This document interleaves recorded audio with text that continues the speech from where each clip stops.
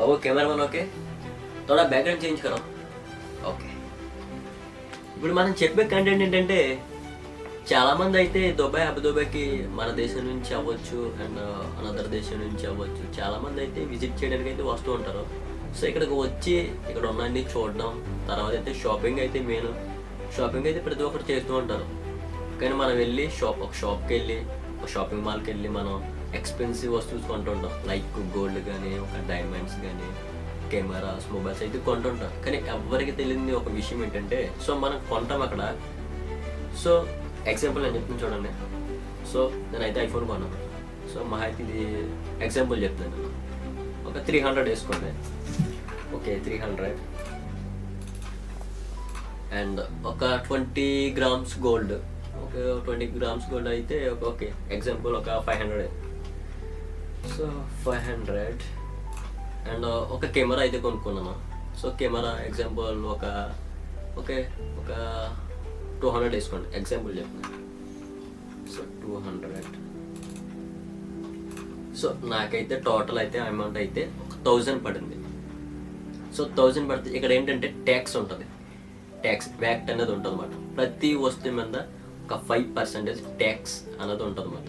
So 5% tax చేసుకుంటే ఇప్పుడు నాకైతే ఈ టోటల్ అయితే 1000 పడింది. సో 5% ట్యాక్స్ చేసుకుంటే నాకైతే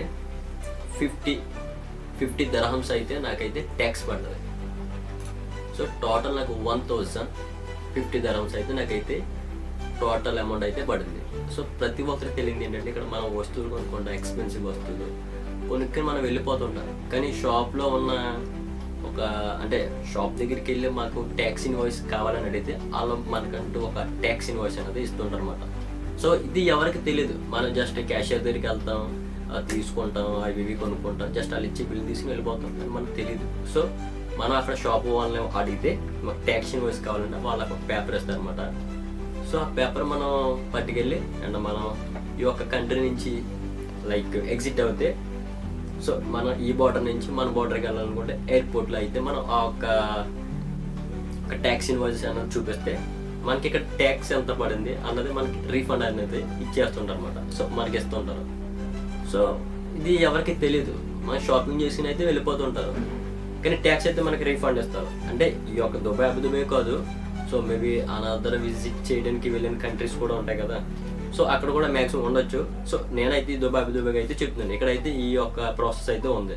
సో నువ్వు కొనుక్కున్న వస్తువు మీద ట్యాక్స్ ఎంత పడ్డదో అదైతే నువ్వు రిటర్న్ అయితే నువ్వు తీసుకోవచ్చు. ఎయిర్పోర్ట్లో నువ్వు ఒక ట్యాక్స్ ఇన్వాయిస్ చూపిస్తే వాళ్ళు నీకు ట్యాక్స్ అనేది రీఫండ్ అయితే ఇచ్చేస్తారు. సో ఇది ఎవరికి తెలియదు, నాకైతే రీసెంట్గానే తెలిసింది. సో అందుకే నేనైతే చెప్పడం జరిగింది. సో ఇంకొక వీడియోలో మళ్ళీ కలుసుకుందాం. Bye bye.